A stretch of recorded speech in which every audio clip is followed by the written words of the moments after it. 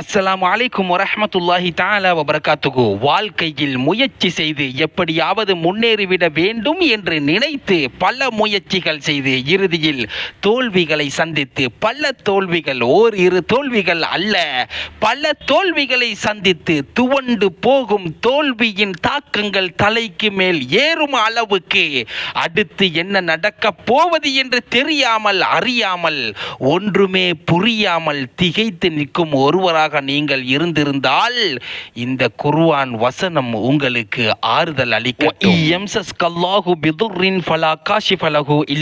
இந்த உலகத்தில் இறைவன் ஒரு மனிதனுக்கு தீங்கை, கெடுதியை, சோதனையை கொடுக்க நாடிவிட்டான் என்றால் இறைவனை தவிர வேறு எவராலும் அந்த தீங்கை, கெடுதியை, சோதனையை நீக்கிவிட முடியாது. அவன் கொடுப்பதை யாராலும் எவராலும் தடுத்து விடவும் முடியாது.